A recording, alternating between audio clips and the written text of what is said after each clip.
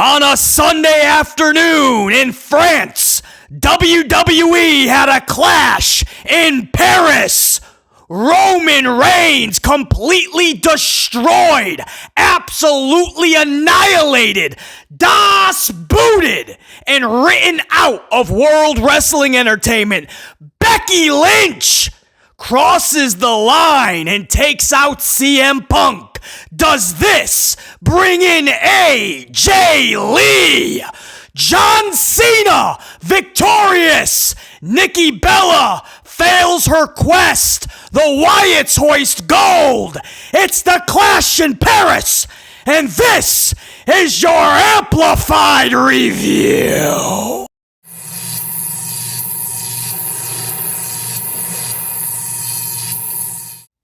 First match to go live. A Tribal Chief versus Tribal Thief. Roman versus Bronson. Reigns versus Reed. Match time clocked in at 21 minutes in length. And it took 0 nanoseconds for Paris, France to start singing Roman's name. Now I understand this is coming from someone who has to mute the TV for Sethington Rollins' sing-along. So it's no secret BC is not a fan of sing-along chants. But can we all agree, if we have to do these stupid sing-alongs, if we have to chant every wrestler's name, can we all agree that we need a new song chant?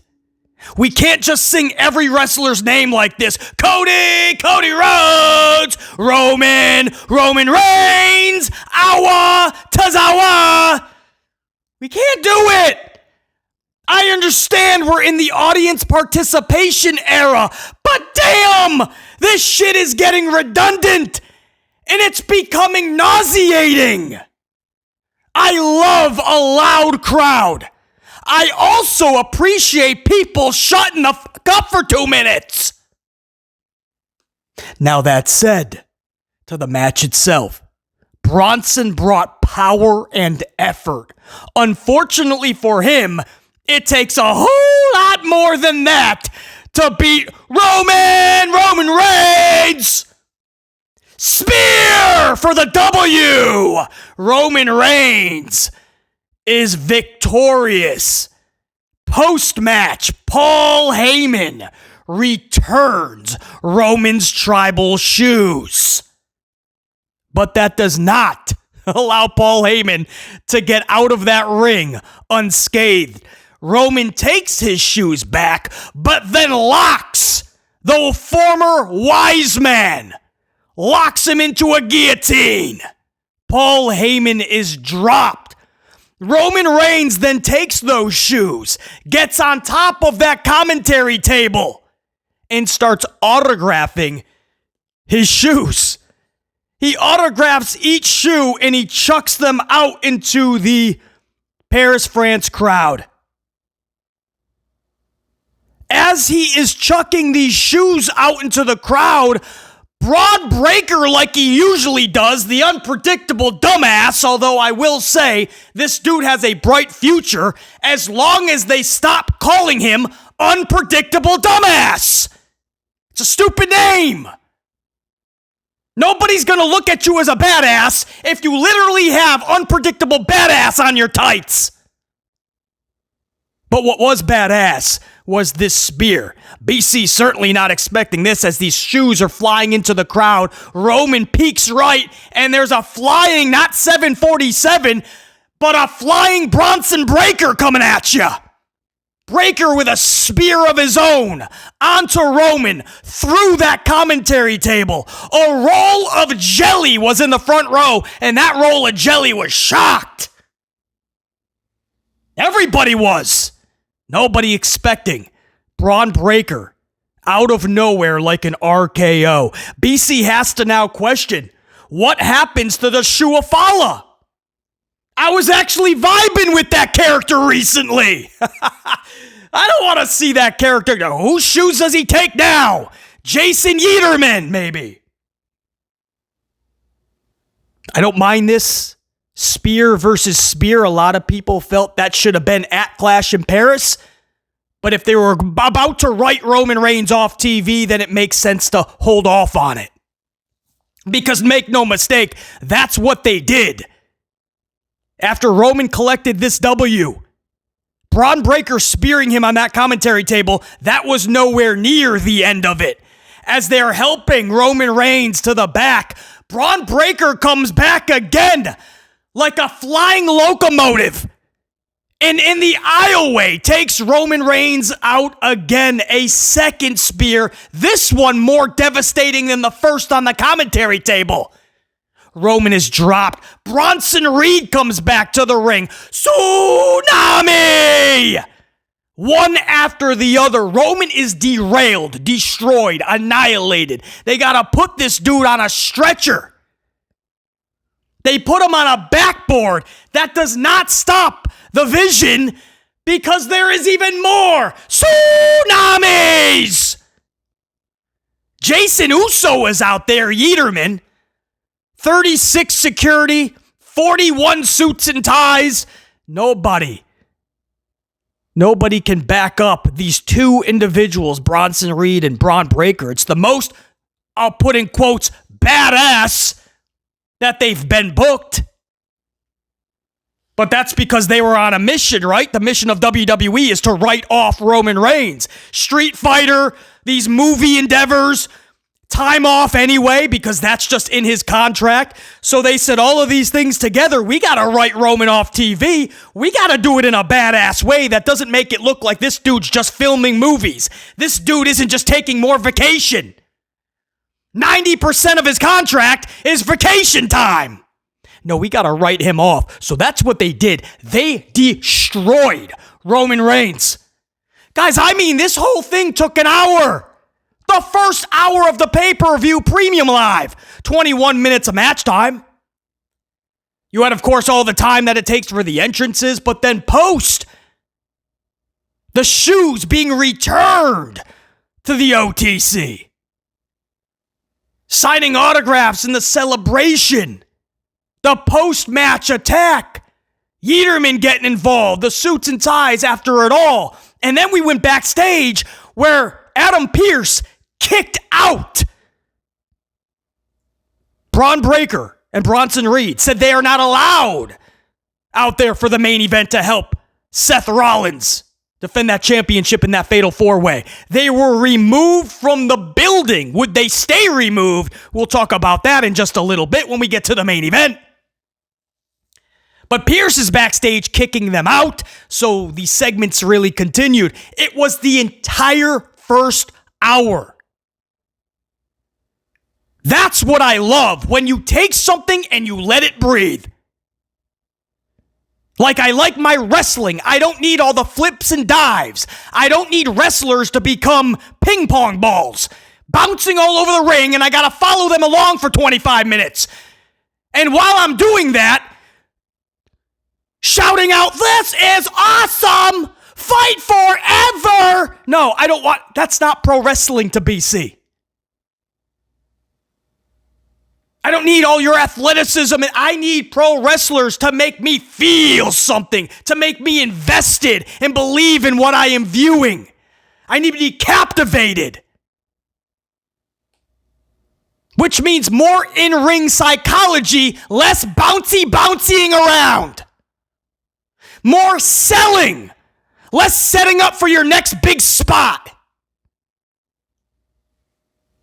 And that's how I like my storylines. Not just one quick thing happens. Oh, we'll call that a story, and then we move on to the next. Oh, we'll call that a story, and then on to the next. Let it breathe, man. That's what should be happening. What you just saw in this first match of Clash in Paris is what we need more of on television.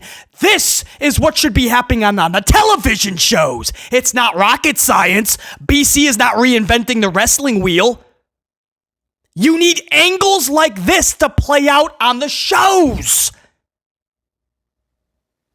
So it's ass backwards that it's happening at a premium live pay-per-view, but at least we got it. More of that on the TV shows. I don't care if it takes a full hour of a 2-hour show. I love when they just let one thing breathe like that and add many elements. That is captivating television. That is what makes a live event premium. Something actually happened. A headline. A beating you'll remember.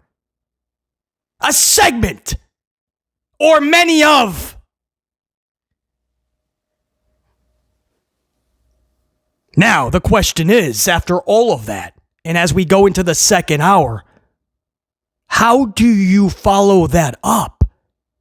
I mean, you got to be the match to follow that. So how do you do that? That's what we're going to talk about, because this was the tag team title match. Current champions Wyatt 6 versus the Street Profits. The Wyatt 6 defeat the Street Profits via pinfall in roughly 10 minutes. Some interference or bare minimum distraction from Nikki Cross on the outside. Not bad, just not memorable. It sucks they had to follow an hour-long angle beforehand. But even worse, I'm not sure what this does for either team. The Profits just lose again. Wyatt's collect a W but still feel meaningless. And I love Bray Wyatt. And I really want this to work. But they just don't feel important. And even worse, their booking makes them feel average. And this act, arguably more than any other in WWE, should not feel average. Because it's a fine line between this faction being captivating characters or just wrestlers in Halloween costumes. Step it up, Hunter Hearst Helmsley. Next up was the Women's Championship current champion Becky Lynch versus challenger, you can look but you can't touch, Nikki Bella. Unlike Brie Bella, I don't believe Nikki Bella is the mama to a toddler, but she is still one saucy mama. Nikki Bella will be twirling at probably 65 and still be tastier than a McDonald's combo meal. Anyway, Nikki Bella out there taking on the champion Becky Lynch. I don't think anybody expected Nikki to walk away with this title. This was a little intermission period for Becky. Becky having this long run with Lyra Valkyria, an up-and-comer. So this is a good time to kind of go into the vault a little bit.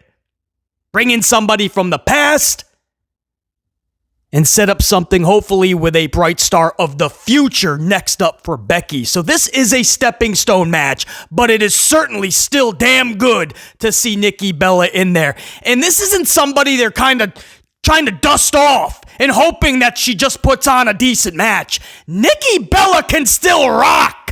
Nikki Bella's one of those names that just gets a lot of flack or gets looked past so often.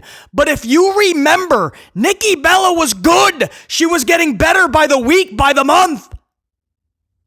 Some injuries occurred, yes, but Nikki Bella was holding it down. Nikki Bella just didn't want to be a pretty face. That's why I have all the respect for Nikki Bella. And that's why I'm certainly down for another run. And I hope Brie does come back. I know Brie does want to. WWE is definitely open to bringing Brie in.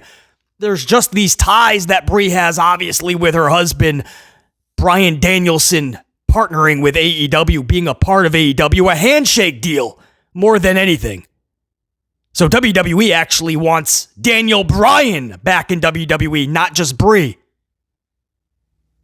But it's a complicated situation, so you don't see Brie right now. But Nikki is holding it down yet again. This matchup, anyway, for Clash in Paris. This matchup went around 10 minutes, just like the tag title match. Nikki Bella loses this, looks up at the lights as we expected. I don't mind the match at all. Could it have been better? Absolutely. Did it suck? Not at all. It's exactly what it was supposed to be. I just wish the finish was a little better. They tried to make it look like Becky just squeaked by. A little bit of a roll-up, right? She held down the arms of Nikki Bella. I can't stand those type of finishes. They're so lazy. And does it really do the job? Does it make Nikki Bella look good that That Becky could only beat her by kind of squeaking by, holding her down. It wasn't really a wrestling move. You held her down. Does it make Nikki look good, or does it make Nikki look stupid? Weak. That Becky beat her by just holding her down. You ain't got to do a wrestling move. Forget the manhandle slam. You ain't even got to do a chop, a kick, a poke to the eyes, a slap. You ain't got to do anything. Just hold her down. Not a fan of these, and this is all they do with the women's division lately, I've noticed. Alexa Bliss's last couple of victories over Piper Niven, a couple of Fridays ago, and then this past week. Who was it? Chelsea Green, I believe. Alexa Bliss is just winning all her matches now with roll-ups. In the same night, just a half an hour after Alexa picked up a roll-up victory over Chelsea, they had Michin roll up Kiana James in like 2 seconds. So then we go into the premium live event. Nikki Bella's being held down. You have to be cognizant of how you are booking these matches and these finishes. The match agents and the writers and Helmsley, who's approving all of this, they have to be on the same page. And if you see one match after the other, all finishing the same way, maybe go, hey, here's a wild concept. What if we get creative? What if we do something unique? I don't mind this whole little story they had. I actually really dug their face-to-face promos the last several weeks between Nikki and Becky. Raws have been so damn bad that I will absolutely say this 100 times over. Nikki Bella and Becky Lynch, for a few weeks now, has been the only decent part of these Monday Night Raws. So it's actually a shame that that's going to go away. We'll see what Becky has planned next, and we'll see what Nikki as well. Do they finally bring in Brie? And do they make a run at those tag titles? And if so, how do you even do that? Faces versus faces, because you know the Bellas will be faces. Alexa and Charlie are not going to go in there as heels as much as a lot of fans don't mind at all booing Charlie Flair, but they don't want to boo Alexa. This whole tag team is because they want Charlie to get a rub from Alexa, because they want Charlie to get the cheers that we give Alexa. Here, Helmsley doesn't know what he's doing, and it's the opposite of long-term booking for Helmsley. He is just booking for the moment. The only thing he's actually booking is probably his next vacation on Priceline, actually. He's on Hotels.com comparing prices with Expedia. That's what Helmsley's booking.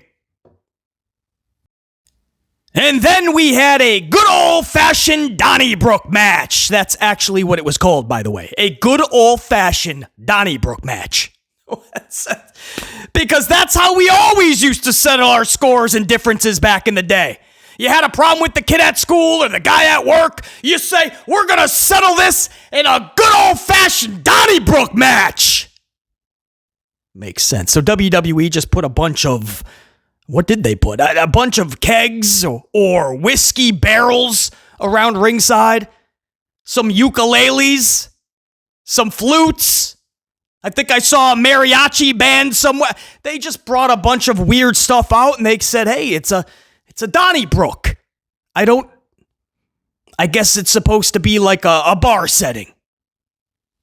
So Rusev and Sheamus did what they've been doing for months and even years. You can go back years when Rusev was last in WWE, and they had a feud and a bunch of matches then too.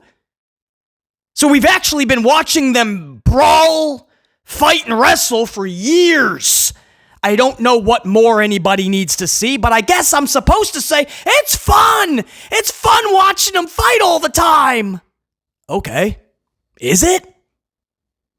Does this finally end this between these two? Or are we going to see another one on Monday Night Raw? Are they going to wrestle again at Saturday night's main event? Again at WrestlePalooza, Survivor Series, Royal Rumble, Backlash, No Mercy, Great Balls of Fire!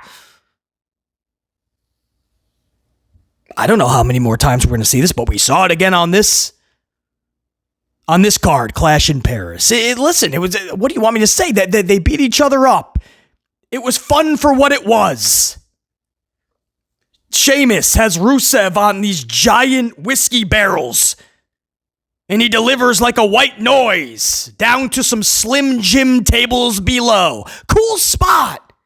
I guess I'm supposed to go, that was awesome.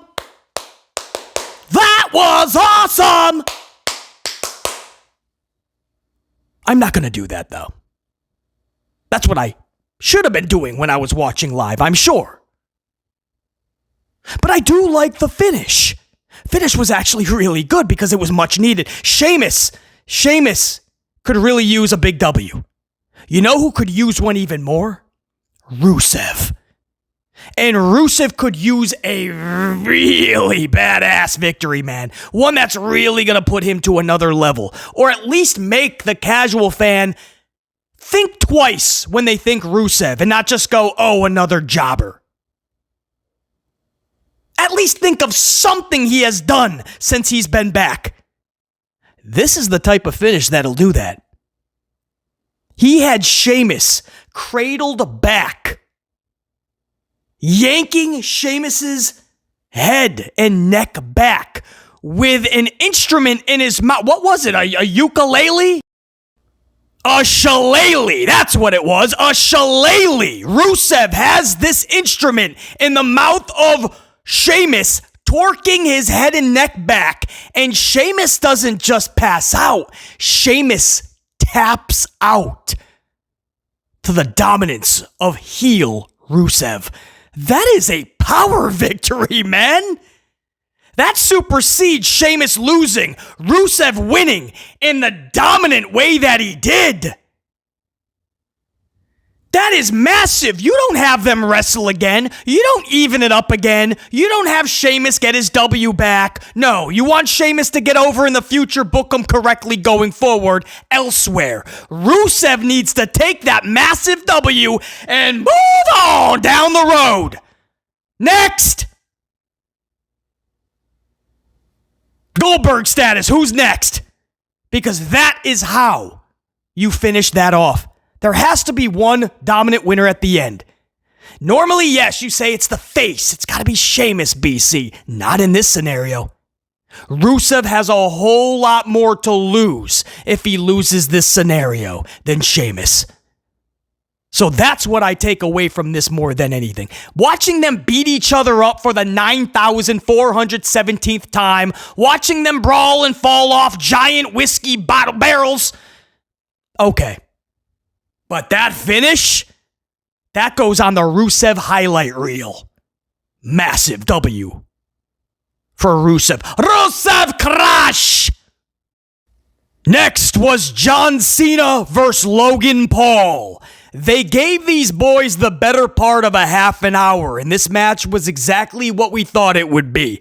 John Cena overcoming the obstacles put before him by Paul. John Cena overcoming adversity, but prevailing in the end. And that is exactly what happened as Logan Paul stayed looking up at the lights. Jonathan Cena with the W in Paris. Michael Cole made a few good observations in this match. Number one, stating what JBL stated a while back. Big Match John is what JBL always called John Cena. Now, BC's never been a huge John Cena supporter, but this last run has definitely made BC appreciate John Cena more than ever before. Maybe it's because the lack of stars that are being created. Nobody truly feels larger than life anymore. Nobody is polarizing anymore in pro wrestling, or at least that's how it seems. So maybe we do kind of hang on to the stars of the past a little bit more. But it's so true. Big Match John. John Cena was never the best actual wrestler. But for some reason, when he's in that ring, you just care a little more. You pay attention a little more. Whether he's the main event or not, it's like he is the main event. Now, yes, this was not the main event, but damn, there was many times in this match you would have thought, oh, this is it, right? This is the final match on the card. No, you still had the Fatal 4-Way. But that's just what John Cena does. So it was a good point by Michael Cole, just bringing up that JBL statement. Big match, John. And this was just another one where the entire crowd is just into it. And you can tell because they didn't need 110 chants throughout this match. There was many times in this match, here's a wild concept, they were paying attention to it. That means they're into it. When they don't feel the need to be the actual show itself, and they can let the performers put on the show, that says a lot. Anyway, John Cena wins this matchup, as we pretty much knew he would. Nothing out of the ordinary here, no shocker. But Michael Cole made another interesting, valid point as well. He said, put the antics aside. Logan Paul has gained my respect tonight. That's what Michael Cole said. Now, whether Logan Paul gained your respect or not, that's secondary. But I take what Michael Cole said because it's valid in this way. Logan Paul had to lose this match. Had to. If WWE has any chance of having fans that don't care about Logan Paul eventually gravitate toward Logan Paul, he had to lose this match. This was one of those matches he puts it all on the line, but he comes up short. Now, after the match, there was no Brock Lesnar, which a lot of people thought, why would there be? Nothing in Hunter Hearst Helmsley's WWE ever makes any sense.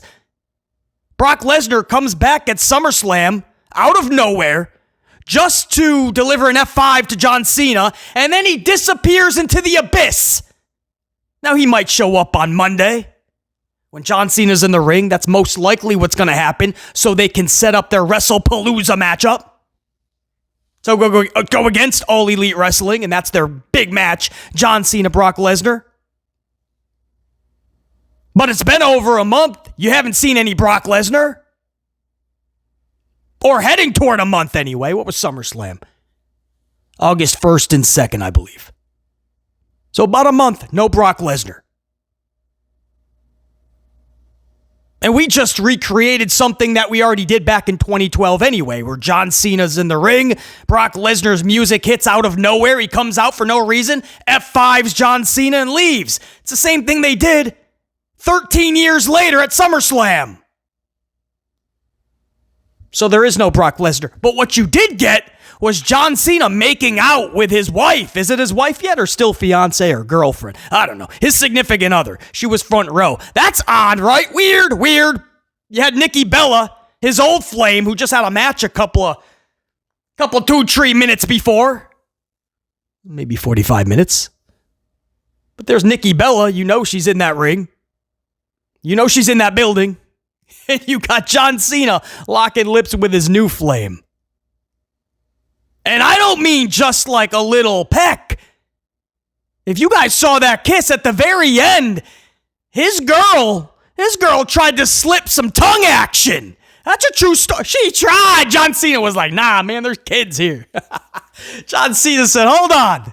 Save that for the bedroom. She tried to slip some tongue action. You didn't get Brock Lesnar, but you got John Cena's new chick's tongue. That's what you got. Or almost. That's what you got in John Cena, Logan Paul, guys.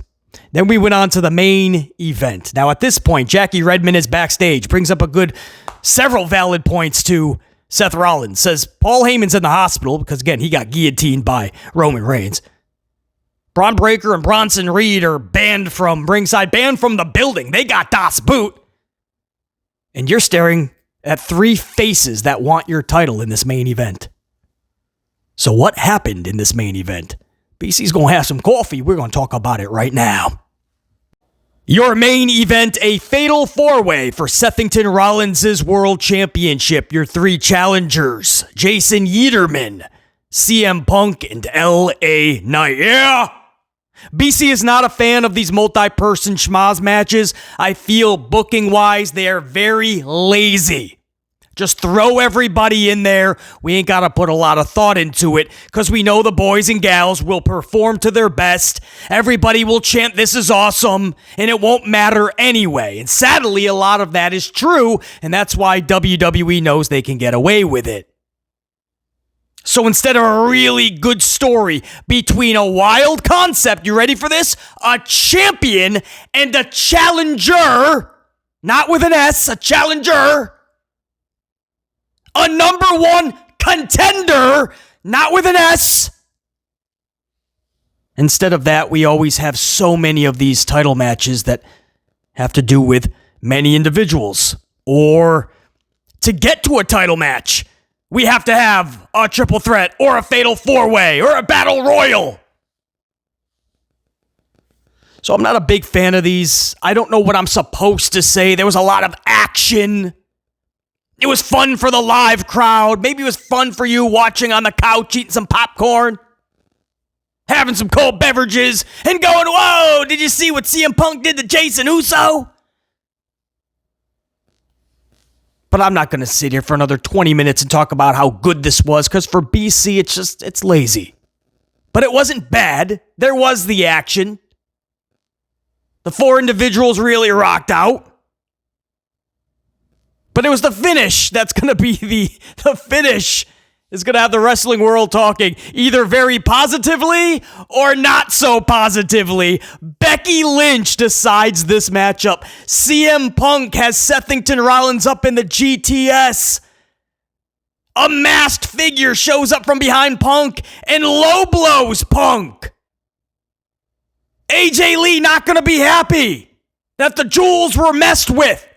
Punk drops like a ton of bricks right where he stood. Seth Rollins for a stomp. 1, 2, 3. Punk at the lights. Rollins hoists that gold title. Way above high. Seth Rollins wins this matchup and he defeats his arch nemesis CM Punk. But who was the masked assailant? Who helped out Seth Rollins? Paul Heyman's in the hospital. Bronson, the Brons, they're both kicked out of the building. Who is this? It is Becky Lynch. The Mon came around to the world title match. Hey, when you can't count on the rest of your vision, you always have your lady that'll be by your side. Now, this is going to draw probably a lot of negativity within the community. Another pay-per-view goes off the air. And who's the big talking point? It's Travis Scott out of nowhere at Wrestle. Travis Scott cost John Cena, or Cody Rhodes, I should say, the title. Travis Scott. That didn't sit too well with a lot of individuals. Then all of a sudden, R-Truth comes back, and for a moment, he's a serious Truth. Now he's back to comedy. But R-Truth ends an event, a big premium live. Then Brock Lesnar, out of nowhere, for no reason, shows up at SummerSlam to take out Cena. So people are like, and now you have Becky Lynch ending this premium live event in Paris, France. And this is probably not going to go over too well in the wrestling community because a lot of the community has already just had enough with Becky Lynch. She's just not doing it for them. I'm okay with Becky. I think her and Nikki, as I said previously in this review, I think they've been putting on some good work. Promos, match, and Lyra and Becky trying to turn something good from the crappy booking that they were given for multiple months. But Becky Lynch, man, who they call Becky Hogan, I don't know if a lot of the community is going to be happy with Becky ending this event. Now, here's the silver lining. This is where I say, hear me out. I'm okay with it. Because now, more than ever, they have to utilize this, all right? You already put this in motion, Helmsley. Too many times we see these finishes to these premium live events turn into nothing. Travis Scott cost Cody Rhodes, and we never see Travis Scott again. R-Truth shows up at the end of a premium live, and R-Truth is basically just back in catering after that, if he's even on a show. Brock Lesnar shows up at the end of a premium live. F5 Cena, and he's not seen again. Becky Lynch helps out Seth Rollins. Does this lead to something, or was this just a one-off? They written off Paul Heyman for the night and the Brons. What about Becky? That's his real-life wife. Everybody knows that. Send Becky out. But if they don't follow up with this, that's it. As a community, that's the revolt against Levesque McMahon finally. Everybody has to agree on that. Because the silver lining is, if they do follow up, this could get fun real fast. Hear me out. Rollins has now officially brought his wife into this game, Becky Lynch.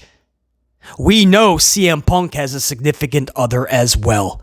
And she's badass, and she's in shape. She could be rocking right now. She has not skipped a beat.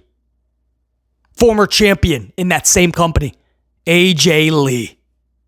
Hear me out. What if? What if AJ Lee has never closed the book and says she's never returning? She just said it's not the timing. It's not about an injury, she said. She doesn't have some great disdain for the McMahons. Not the right timing. CM Punk has said he's been trying to get her back every now and again. He's just not the right timing. When is the right timing?